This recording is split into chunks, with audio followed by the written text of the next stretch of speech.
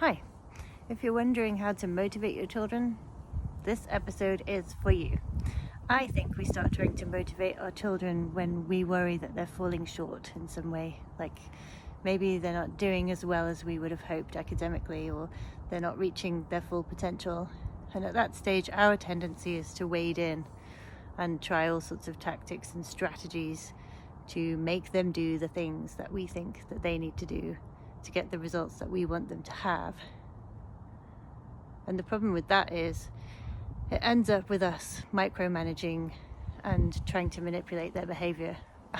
I've tried that plenty of times with my children, and honestly, it just annoys them. I've annoyed my children with my micromanaging to the point of conflict where there is plenty of shouting and upset in the house. It doesn't feel good.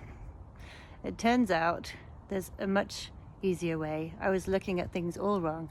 I was trying to control my children, and instead the only person I can really control is me. Now, it's hard to believe that we just have to let go of our children's behavior and situation for the moment and focus on ourselves, but when I tell you a little bit more about this, you'll see that it really does actually work. So, yesterday when I was telling you that it's a good idea to have something that you love to do, something that means a lot to you, because that makes you a better parent. It helps you to feel fulfilled and happy and show up with more emotional generosity for your family. Well, there are two other benefits as well, which make this a really good idea.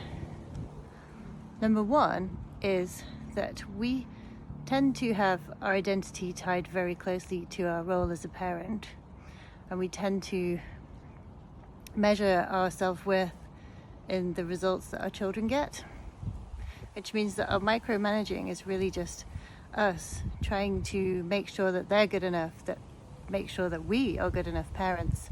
So when we're tying our self-worth to someone else's results, we're kind of giving that other person the message, I don't think you're really good enough and I'm trying to fix you, which is a really disempowering stance to take in our relationship with our children. If we can manage to get our own sense of fulfillment and self-worth from doing something else that isn't parenting, that really matters to us, then we're actually showing up as a completely different person and maybe taking the pressure off our children as well, who now are not having to work so hard to keep us happy.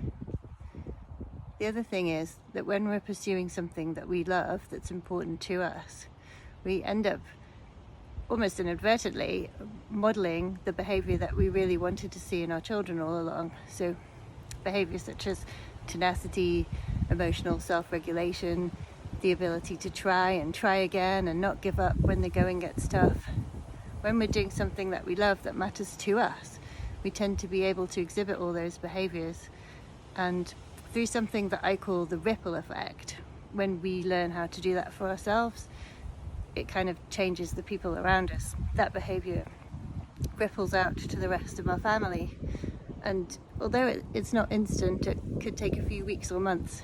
If you, instead of focusing on what's wrong with them, if you actually just look at your own life and get yourself to a place of fulfillment where you are exhibiting all of those behaviors, then you'll find that the culture within your family changes.